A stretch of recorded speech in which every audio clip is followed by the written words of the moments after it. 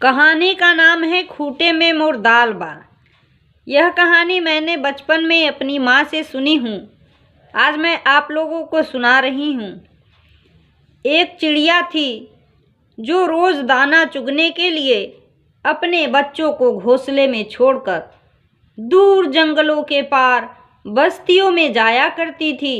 एक दिन किसी घूरे पर उसने एक चने का दाना पाया। वह उसे लेकर चक्की में दरने के लिए गई। दाल दरते दरते एक दाल खूंटे में फंसी रह गई। एक ही दाल बाहर निकली। चिड़िया ने उसे निकलने के लिए अपनी ओर से बहुत कोशिश की, लेकिन वह सफल नहीं हो सकी। दाल उसी में फंसी की फंसी रह गई। चिड़िया बढ़ई के पास गई और उससे खूंटे में फंसी दाल बाहर निकालने को कहा। बढ़ई कुछ और काम कर रहा था, इसलिए उसे ध्यान नहीं दिया। चिड़िया ने उससे बहुत मिन्नत की। उसने कहा, बढ़ई बढ़ई खूंटा चीरो, खूंटा में मोर दाल है। का खाऊं का पीऊं, काले परदेस जाऊं।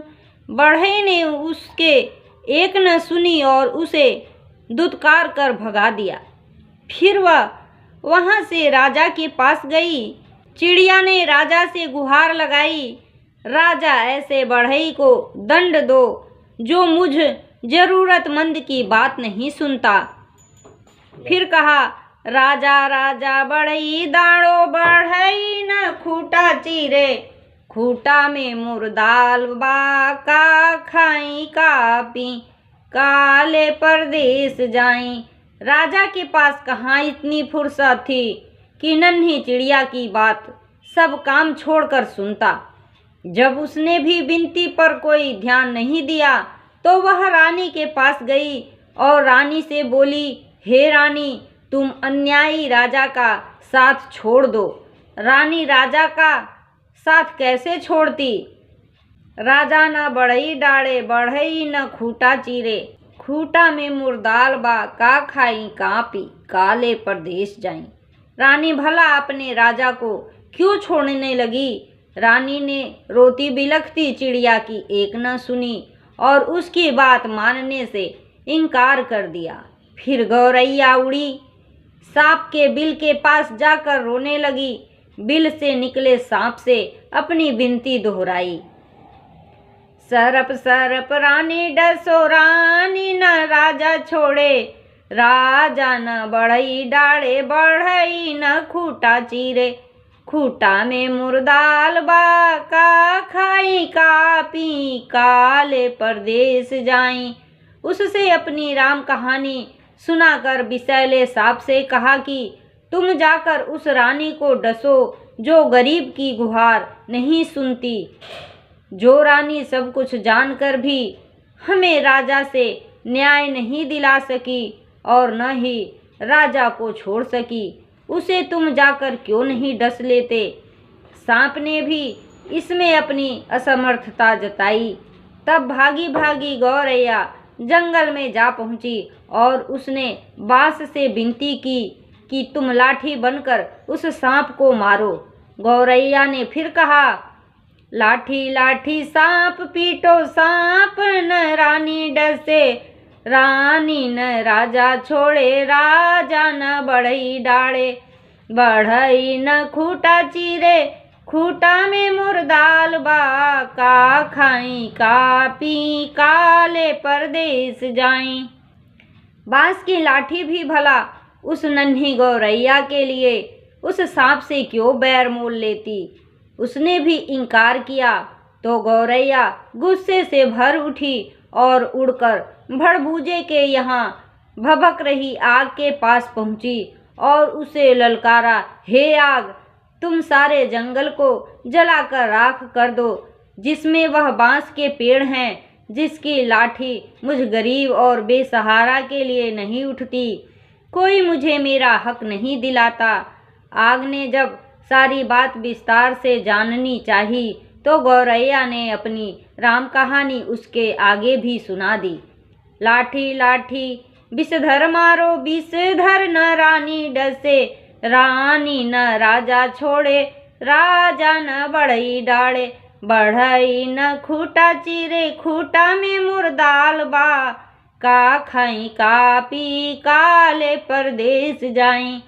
फिर आग ने जब अपनी इतनी छोटी सी बात के लिए जब गौरैया की बात मानकर पूरे जंगल को जलाना ठीक नहीं समझा और जंगल को जलाने से इनकार कर दिया, तो गौरैया बहुत दुखी हुई, लेकिन निराश नहीं।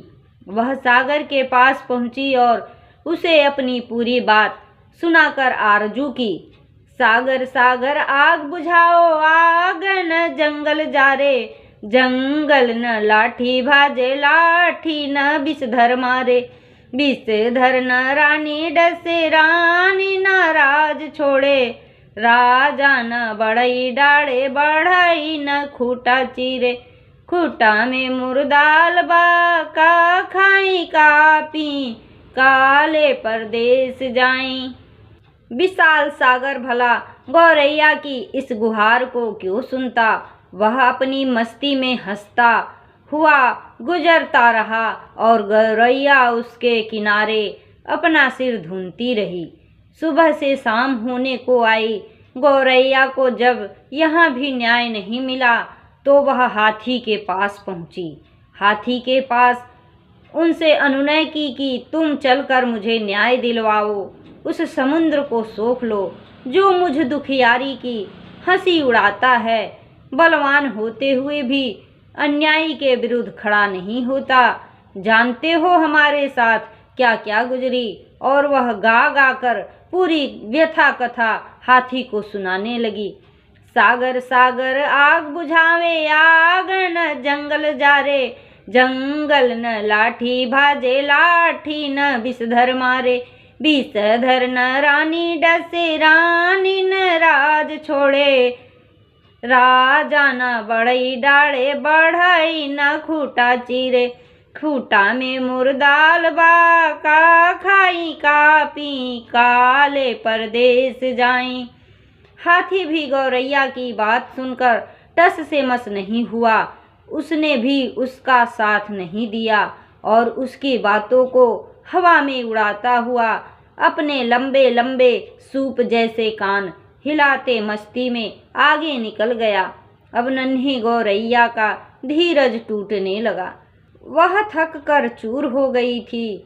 जहाँ की तहाँ बैठी लाचार सी होकर आंसू बहाने लगी। सारी दुनिया उसे अंधेरी दिखाई देने लगी। किससे उसने अपनी कहानी नहीं सुनाई, लेकिन किसी ने उसकी मदद नहीं की। बेसहारा लाचार की करुण पुकार पर कोई ध्यान नहीं देता।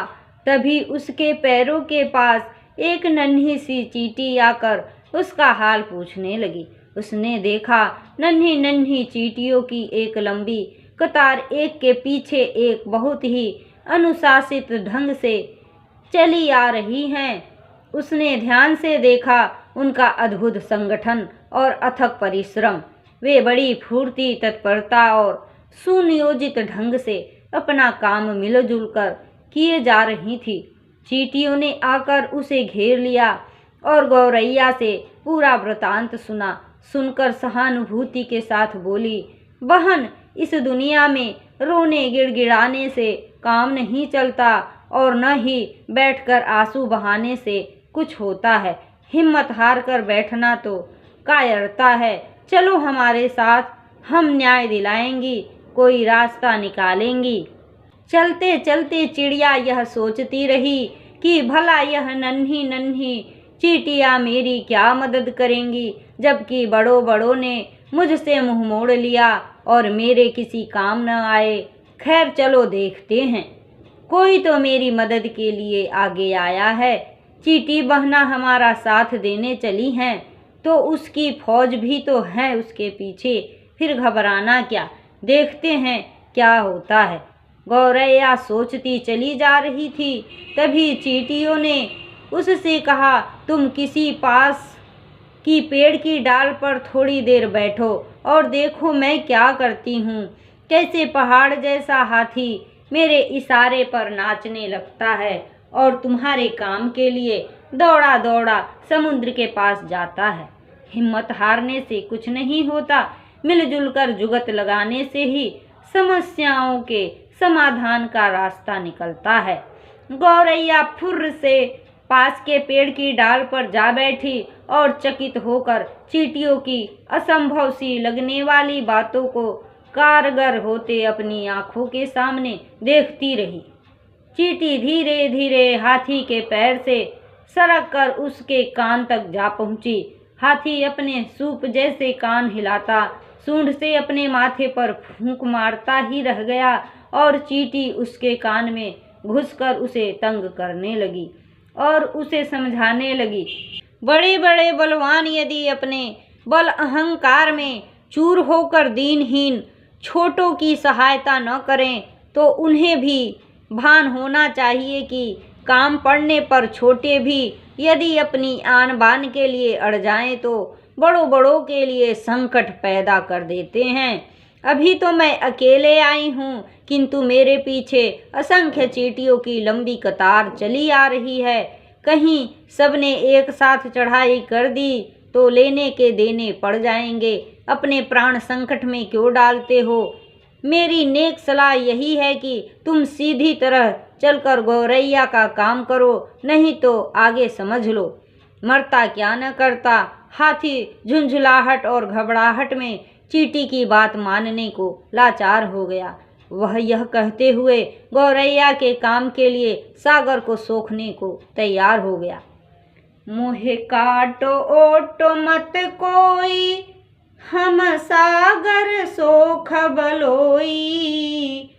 चींटी ने हाथी का पिंड छोड़ दिया और गौरैया उसे धन्यवाद देते हुए हाथी के पीछे पीछे उड़ती वापस सागर की ओर लौटी। हाथी जैसे ही सागर के पास उसे सोखने के इरादे से पहुंचा, सागर हाथ जोड़कर बोला, मोहे सोखो खो मत कोई, हम आग बुझाई बलोई। सागर जब अपनी तटों की सीमा छोड़कर आग बुझाने के लिए उमड़ा, आग ने थर थर कांपते हुए गौरैया का काम करने का वचन दिया और कहा, मोहे बुझाओ झाओ मत कोई, हम जंगल जार बलोई। आग जंगल को जलाने के लिए बड़ी गौरैया भी साथ चली आ रही है। यह जानकर जंगल ने भी वादा किया, मैं लाठी को सांप मारने के लिए तुरंत भेजता हूँ, लेकिन मुझे जलाकर राख मत करो। मोहे जारो रो मत कोई, हम सांप के मार बलोई। सांप की क्या मजाल जो जंगल की बसवारियों में अनगिनत लाठियों की मार से भयभीत न हो। उसने भी बिल से बाहर आकर गौरैया को भरोसा दिया, मोहे मारो रो मत कोई, हम रानी डस बलोई। रानी ने जब सांप को महल में आते देखा और उसके साथ गौरैया को आते देखा तो वह पूरी बात का अनुमान कर पसीने पसीने हो गई। उसने हाथ जोड़कर विनती की, मोहे डसो ओसो मत कोई, हम राजा त्याग बलोई। रानी के उस वचन के बाद भला राजा क्यों अपने हट पर टिकता? उसे तो गौरैया के धीरज, अथक परिश्रम और सूझबूझ का समाचार मिल चुका था। उसने अपनी लापरवाही और अन्याय के लिए क्षमा मांगते हुए फौरन बढ़ई को बुलवाने का वचन दिया और कहा, मोहे त्यागो गो मत कोई, हम बढ़ई दंड बलोई। फिर क्या था, बढ़ई ने राजा के सामने आकर गौरैया की बात न मानने का अपराध कबूल किया और थर थर कांपते हुए राजा से गिड़गिड़ा कर विनती की, मोहे दंडो वंडो मत कोई, हम खूटा फाड़ बलोई। गौरैया को और क्या चाहिए। गौरैया बढ़ई के साथ उस चक्की के खूटे के पास पहुंची जिसमें चने की दाल फंसी हुई थी। बढ़ई ने खूटे से दाल निकाल कर दी और गौरैया उसे अपने चोंच में लेकर अपने घोंसले में पहुंची, जहां उसके नन्हे नन्हे बच्चे जब से वह गई थी उसकी राह में आंखें बिछाए भूखे प्यासे बैठे थे। बच्चों ने चहचहाकर उसका स्वागत किया और वह अपने चोंच से चने का दाना अपने बच्चे को खिलाने लगी और गुनगुना कर पूरी कहानी सुनाने लगी कि कैसे उसने हिम्मत से काम किया।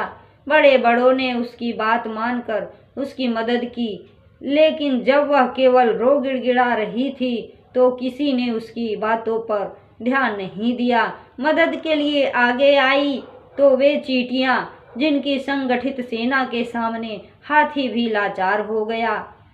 सच ही कहा गया है, सब उसी की मदद करते हैं जो स्वयं अपनी मदद करता है।